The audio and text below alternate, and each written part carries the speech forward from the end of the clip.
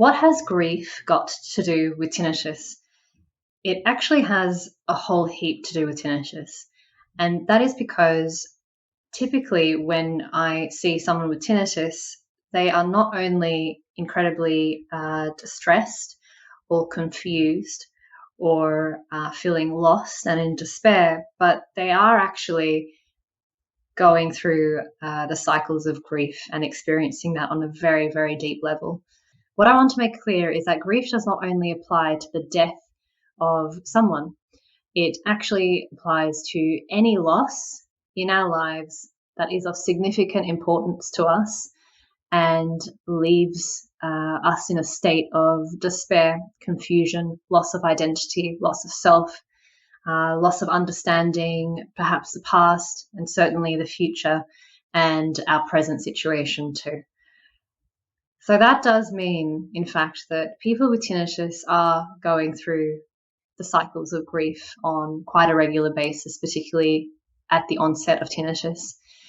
And so what I would love practitioners to be aware of and to get educated in is how to deal with this, how to actually be empathetic to those suffering with tinnitus and understand that your words are powerful. And so they matter, and they matter more than you realize.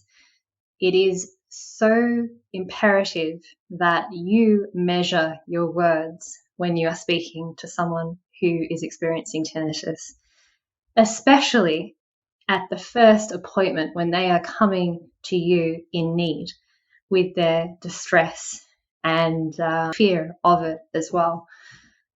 And if you fail to do this, you are literally creating such a huge negative impact in that person's life, because at that stage of vulnerability, which is grief, they are grieving their past self and the past life that they knew.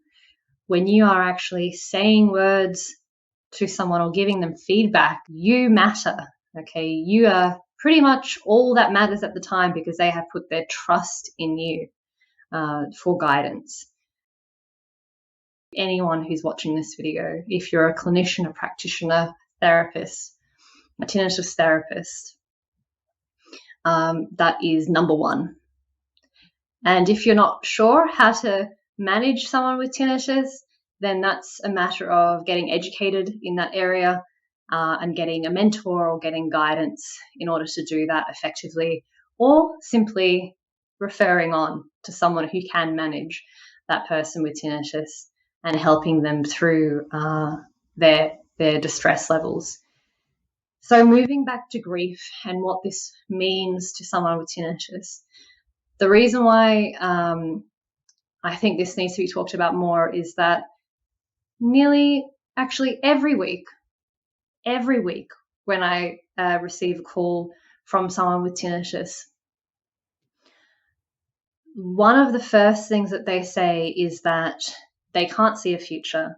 They do not know what they're going to do with their lives anymore. And all of their plans and what they envisioned for themselves has just simply disappeared and vanished. Their sense of current self has also vanished. And more than that, in the past, they actually are missing who they were before. Okay, so this change in their health condition, in their health circumstances, in their current life, they are also grieving the loss of their past self.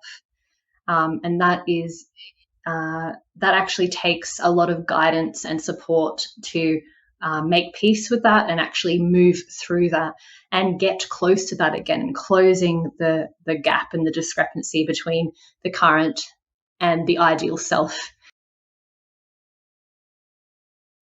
I hope this has been helpful for you who is watching today, and if you do find that this is going to be helpful for other people as well, I do ask you to share it, because sharing knowledge is really the key to positive impact and positive change in this tinnitus space.